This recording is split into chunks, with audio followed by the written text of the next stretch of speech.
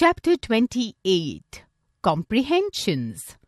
Read the following passages and answer the following questions. A. One day, a kid was alone in his house. He switched on the TV and started watching a movie.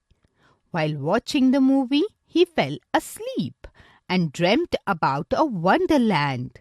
There was a heavenly garden surrounded by small angels. They all played with him and took care of him. The garden was full of heavenly food. It was delicious. All the trees were laden with chocolates and toffees. One day, when he was wandering about in the garden, he met an angel. The angel was very sweet and kind. She invited him to visit her home. He followed her and she took him to her house, which was a nice lonely spot in the garden. She gave the nice heavenly food to eat and treated him well. As he was about to leave, the angel asked him if there was anything he wanted. The kid asked her for chocolates, books, and sent him back.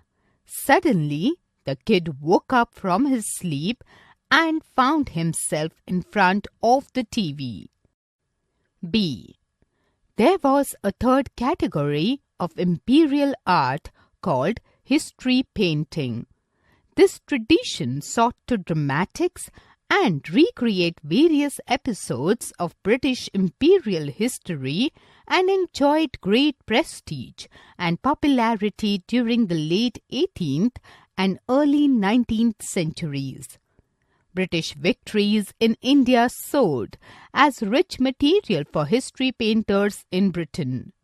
These painters drew on first hand sketches and accounts of travellers to depict for the British public a favourable image of British actions in India. These paintings once again celebrated the British thin power, their victories and their supremacy. One of the first of these history paintings was produced by Francis Hayman in 1762 and placed on public displays in the Vauxhall Gardens in London. C. Next day when Jack went out and worked for the farmer, he gave him cram cheese. Foolishly, he carried it on his head, and the cheese was spoiled. His mother shouted, "You silly boy, you should have carried it carefully in your hands." The following day, he was given a cat by the baker for what he worked. Jack carried it in his hands, but it scratched him so badly that he had to let it go. And Jack's mother told him that he should have tied it with a string and dragged it along after him. When he earned a piece of meat next day, he dragged it along the road.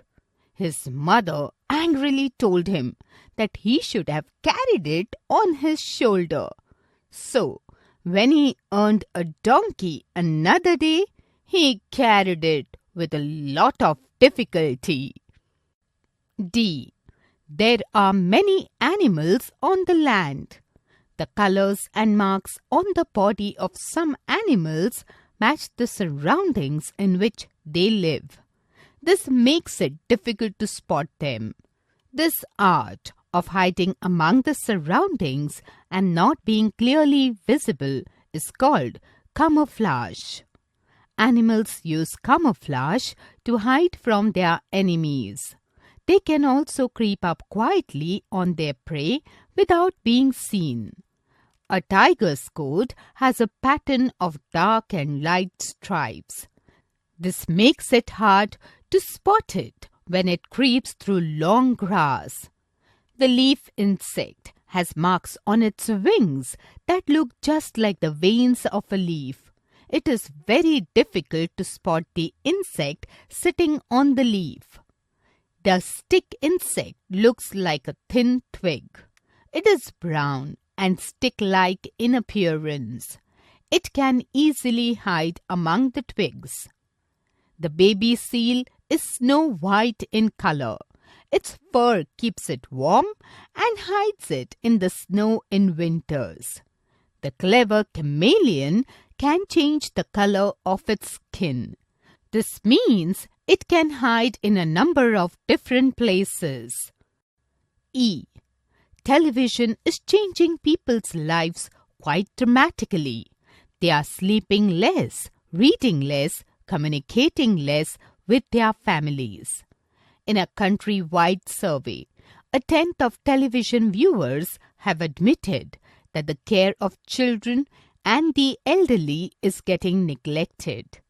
While television has contributed to the popularity of games and sports, ironically enough, children have reported that they play less. Television has increased the general knowledge of children, in particular their knowledge of the various products being advertised. The survey shows that hardly any children are watching educational programs. The parents interviewed said their children's studies were affected. Many parents had cut off TV to reduce the distraction for the children.